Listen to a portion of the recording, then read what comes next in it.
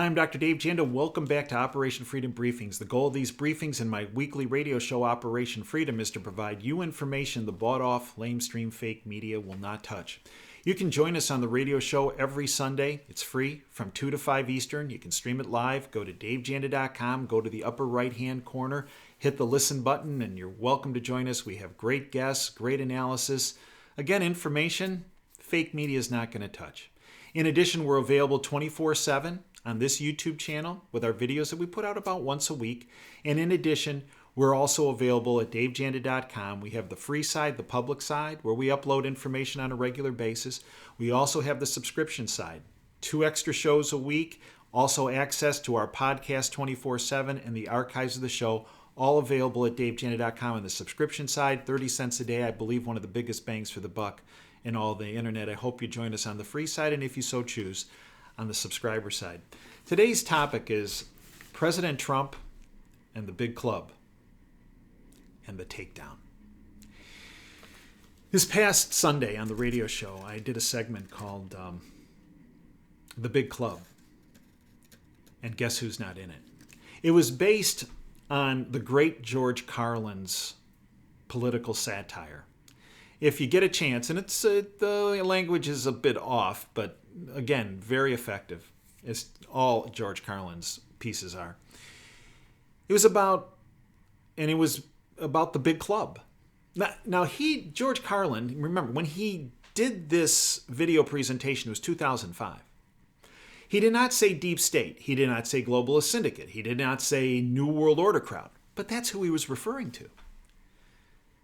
And what he was saying is the big club, folks, has stripped you of your freedoms and your liberties.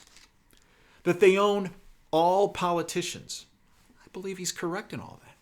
That the political game was just a show to make you think that there's some semblance of a legitimate process going on, when in fact, what's happening behind the curtain is mass criminality, mass stealing, mass corruption. It's a big club, he said. And we're not in it. And I believe George Carlin was well ahead of his time. And I believe he was beyond accurate. And history will prove him to be accurate. But something's changed. And I believe it's attributable to an awakening of not just the public in the United States or in North America, but a public around the world. There's been a mass awakening of the big club, of what it is, of what it's doing. I believe the insurgency created by Bernie Sanders, by Donald Trump, are an indication of the awakening. I believe the election of Donald Trump was an indication of this awakening. I believe if you look at the recent polls, and we all know polls are skewed, but if these polls are skewed, they're always skewed not to support Trump, but his popularity ratings are in fact rising, not falling. Again, indication of an awakening. This awakening was not brought up through the bought-off lamestream fake media that is a tentacle of that same club. No, it was the alternative media. And the fact that people realize there's something not right here and I got to figure out what. So they turned to YouTube. They turned to going to Zero Hedge. They turned to going to all types of alternative media sources to get that information. If you get a chance, go to YouTube and in the search bar, hit George Carlin. It's a big club. Be prepared for the language. But it's really on target. kind of a modern day George Carlin is an individual by the name of Kirk Schlichter. And he does some writing for Town Hall. And he recently wrote an article that was very reminiscent of the information put forward, the philosophy put forward by Carlin. And the article is entitled, I won't read it, but parts of it, I'll just highlight it.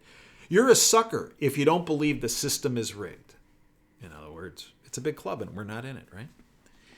Imagine you spend 2 years completely screwing up at your job. I mean, not merely getting every single thing wrong, but loudly, proudly getting in everyone else's face about how right you are. You'd get fired, terminated, 86, and Schiff, S-C-H-I-F-F, Schiff canned, but not the mainstream media. The media hacks failed for 2 years plus, nonstop and without equivocation. But are they ever going to be held to account? No, they're just going to gather in a big circle and Pulitzer each other.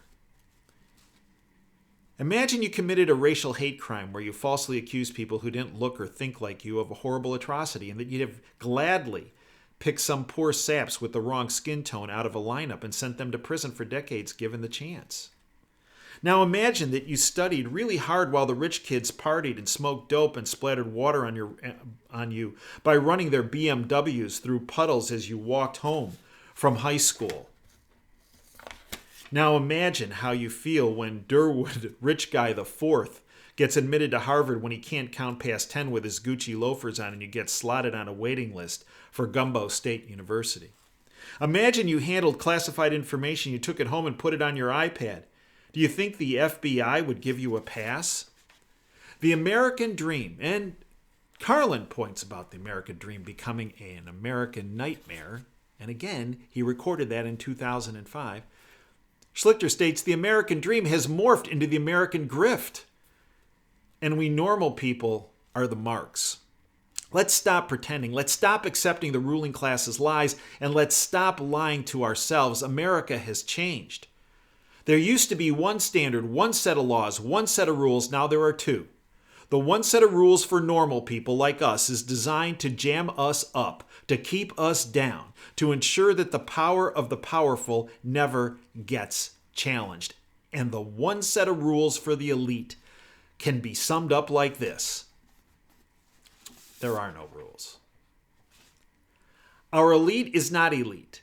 Instead, it's a bunch of bums who somehow got a little money and took the reins of power and now shaking down our great nation for every penny they can wring out of it. We owe them nothing, not respect, not gratitude, and certainly not obedience. If you still wonder how we got Trump, just look around you.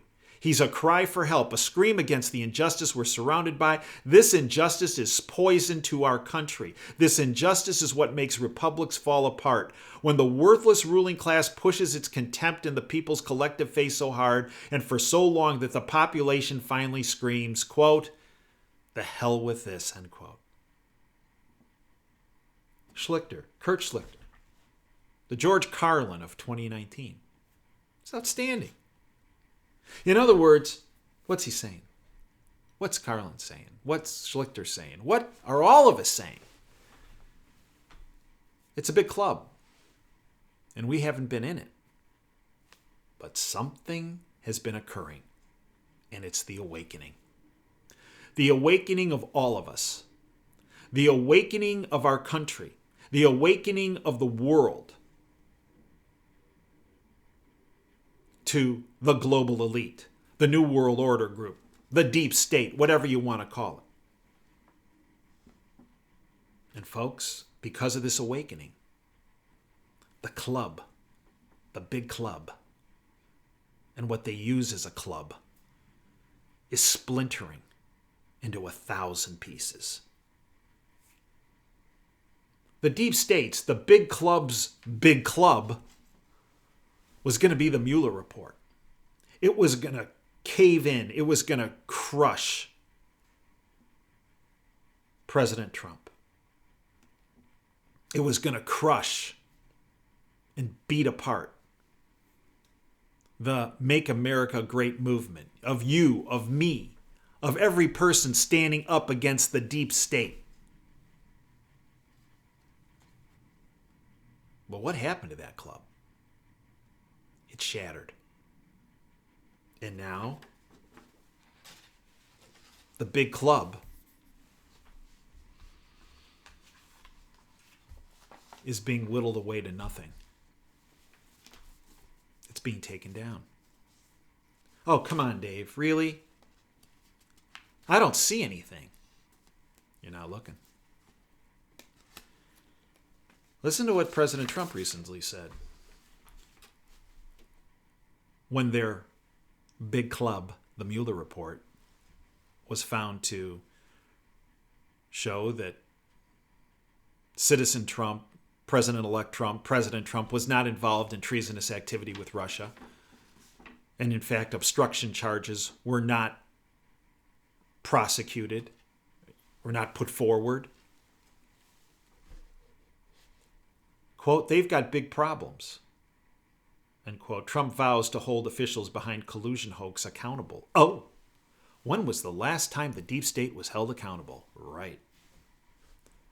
President Trump told a packed audience right here in right, 2.5 hours down the road, Grand Rapids, Michigan, a couple weeks ago, that he's been fully vindicated by special counsel Robert Mueller's report, and those who perpetrated the Russian hoax will now be held to account. Trump called the Russia probe a sinister effort to undermine his election victory, and now the Russian hoax is, quote, finally dead, end quote, Trump told the crowd. Quote, we defeated a very corrupt establishment, deep state, the big club, and we kept our promise to the American people, and it's driving them crazy. Today, our movement and our country are thriving. Their fraud has been exposed, and the credibility of those who push this hoax is forever broken, and they have now got big problems, end quote. Quote, this group of major losers did not just ruthlessly attack me, my family, and everyone who questioned their lies, the MAGA movement. They tried to divide our country, to poison the national debate, and to tear up the fabric of our great democracy. His word, democracy. Republic. The greatest anywhere in the world. They did it all because they refused to accept the results of one of the greatest presidential elections, probably number one in our history, end quote. Did you hear that on the bought-off lamestream fake media owned by the deep state, the big club? Heck no. Zero Hedge, information warfare. Again, nothing's happening. Trump packed to crash trash-talking journalists with their own Russiagate reporting. Snarky liberal journalists, beware. The RNC and a Trump super PAC have all of your Russiagate conspiracy tweets, which might be used against you for trash-talking the president and spreading misinformation before, during, and after the Mueller investigation. And while Trump and congressional Republicans have put Obama officials and holdovers alike on notice that there will be an investigation to get to the bottom of the hoax, journalists who peddle the Russiagate narrative will be subject to a montage of their journalistic malpractice over Twitter. Quote, the media made a critical mistake concerning the Mueller investigation coverage, end quote, Keystone College political science professor Jeff Brower actually told the New York Post. Nothing's happening. Nothing's happening. Well, recently, this past week, this set the big club, this more splinters. Attorney General Barr just testified, quote, I am going to be reviewing both the genesis and the conduct of the intelligence activities directed at the Trump campaign during 2016, end quote, focusing on the, quote, upper echelon of the FBI and the intelligence agencies more broadly, end quote. And just when they were getting over that, he dropped this bomb the next day, quote, spying did occur, end quote. Barr vows to investigate FBI Department of Justice conduct. Quote, I'm going to be reviewing both the genesis and the conduct of the intelligence activities directed at the Trump campaign during 2016, end quote. This is from Zero Hedge. Attorney General William Barr admitted this past Wednesday that the Obama administration, quote, spied on President Trump, end quote, and has vowed to get to the bottom of it. Quote, I think spying did occur, end quote, said Barr during a Senate Appropriations Subcommittee hearing, expanding on comments made the day before, quote, but the question is whether it was adequately predicated or based upon information. And I'm not suggesting it wasn't adequately predicated, but I need to explore that, end quote. Well, that set the big club into convulsions. And add to that, quote, This past week, House Intel readies criminal referrals for Clinton operatives who perpetuated this hoax, end quote. Representative Devin Nunes is reportedly will make criminal referrals to Attorney General Bill Barr on FBI Department of Justice officials who perpetrated this Russian hoax against the Trump administration. Nunes earlier tweeted, quote, "The Russia investigation was based on false pretenses, false intel, false media reports. House Intel found a year ago there was no evidence of collusion, and Democrats who falsely claim to have such evidence have needlessly provoked a terrible, more than 2-year-long crisis," end quote. And now Paul Sperry, great journalist, is reporting that Nunes is preparing criminal referrals. Quote, "House Intel has evidence Clinton operatives and high-level FBI and Department of Justice officials started the Trump-Russia investigation late 2015, early 2016, and that House GOP will be making criminal referrals to the AG," end quote. In addition, Sarah Sanders came out for the first time and said this Russian hoax that was perpetrated by these operatives, it can be considered treason. President Trump backed it up, said it can be considered treason, identified the media as being complicit in it. And then he stated, yeah, the declassification is going to happen.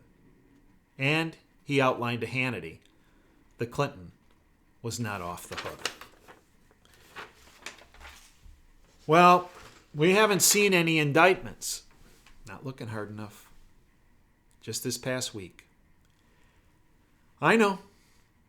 If you're getting your information from Anderson Cooper, Rachel Maddow, Shep Smith, Judge Napolitano, Morning Joe, Nika Brzezinski, whose father helped found, along with David Rockefeller, that globalist organization, the Trilateral Commission.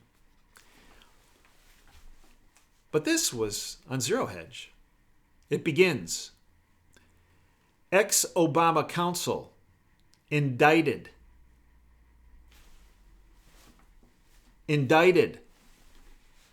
following the Mueller probe.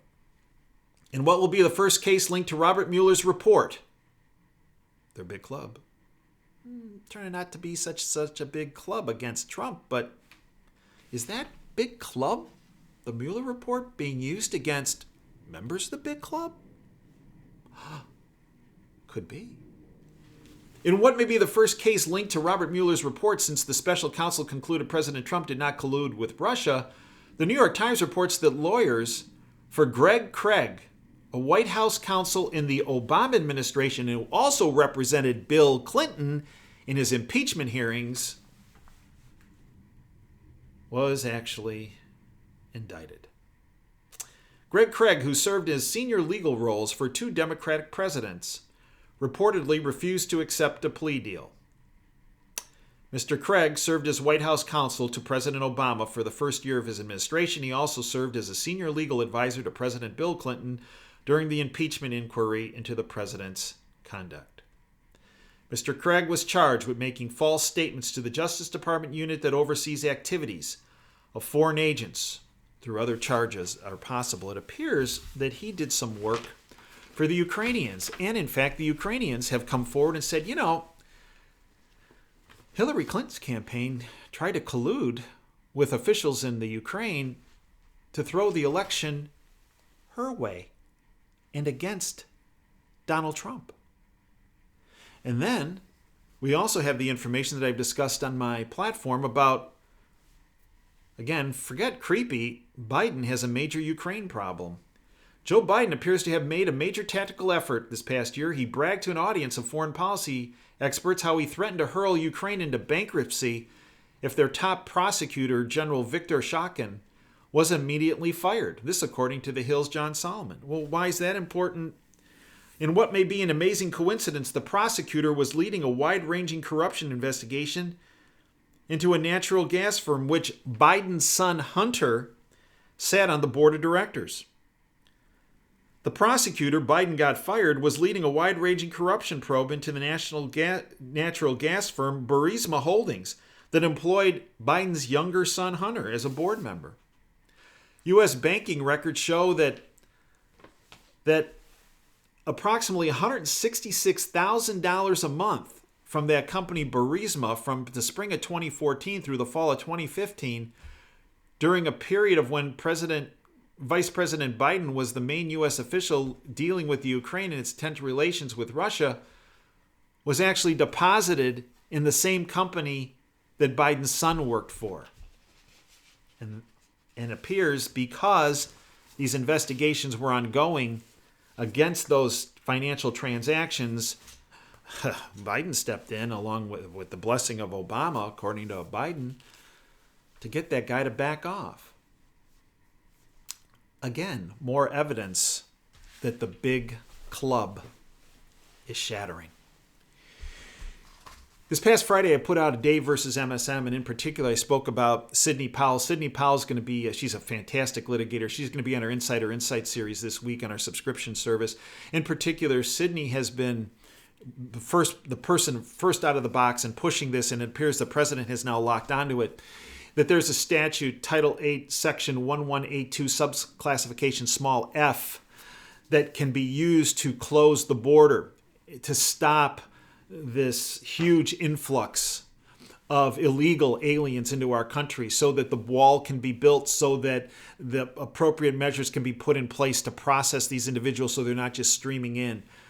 Title 8, Section 1182, subclassification F. I spoke about that, and I also presented some information that had been published by Tina Gringo in the Denver Post some years back about what if 20 million illegals left. She published that article, and then it's my understanding that that article was then downloaded and additional information was added. And there's a question about some of that additional information. Now, I got a lot of blowback from folks saying, Dave, you talked about 20 million illegals. There's some people say up to 60 million illegals. So you did a bit of a disservice by underestimating the numbers and the costs. And so I had some other information. And in speaking to a number of different experts on this as well, the experts actually rely on some information from the Federation for American Immigration Reform. And there's a fiscal analysis of the burden of illegal immigration. Let me just give you a couple of those numbers. And actually, these numbers do make the numbers that I presented in the short 5-6 minute Dave versus the MSM piece. It does show that those numbers were an underestimate of the issue. According to the Federation for American Immigration Reform, total federal expenditures every year on illegal immigrants total $45.8 billion. That's just the federal side. If you break it down, education expenses on illegals, $1.7 billion. Welfare expenses, $5.8 billion. Medical expenses, this is just on the federal side, $17.1 billion. Law enforcement expenses, $13.1 billion. You add all that up, it comes to $45.8 billion every year spent on illegals on the federal side. Add to that total state and local expenditures, an additional $88.9 billion, bringing the total national expenditures on illegal aliens being $134.8 billion. And specifically when it comes to states, again, I was told I underestimated that in that video. Well, again, according to the Federation for American Immigration Reform, illegal aliens cost the state of California, taxpayers in California, every year, $23 billion, just in California. Illegals cost to Texas taxpayers every year, $11 billion. Illegal aliens cost to New York taxpayers every year, $7.4 billion. What's the bottom line? Our country is in $22 trillion of debt and growing, and that doesn't include the unfunded liabilities and mandates.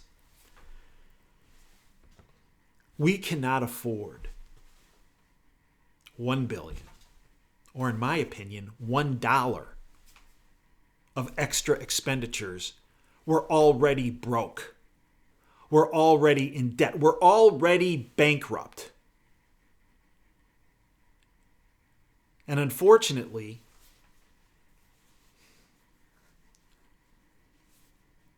when it comes to bankruptcy, you just can't ignore it. And frankly, I believe that's one of the reasons why Donald Trump is president of the United States. He has had several companies deal with bankruptcy that he oversaw. I can't think of a better person to lead our country through bankruptcy proceedings. And part of putting a tourniquet on our expenditures is what's happening in fully addressing the illegal immigration issue. The cost illegal aliens are bringing upon our country. And I'm not speaking about in addition to the humanitarian. Just look at those angel moms, dads, families. The economic costs are enormous, and they have to stop. Listen to Sidney Powell. We have a great interview with her coming up. Title 8, Section 1182, Subclassification F, gives the power to the president to shut the border down completely. Not forever, but for a finite period of time, until we can get our act together so that this burden upon our country, economic and humanitarian, is addressed. I thank you for your time. I thank you for joining us. You can join us 24/7 on this YouTube channel at davejanda.com on the free side. And I hope that you'll consider becoming a subscriber at 30 cents a day. You can sign up for a month, see what it's like. If you don't like it, get rid of it. Total of $9. I think it'd be a great investment. But hopefully, you'll do what many, many others have done. They come to our platform and they say, this is worth beyond $9 a month. It's priceless. I hope you'll join us. Until next time, Dave Janda signing off. Thanks for your time. Dream big and dare to fail.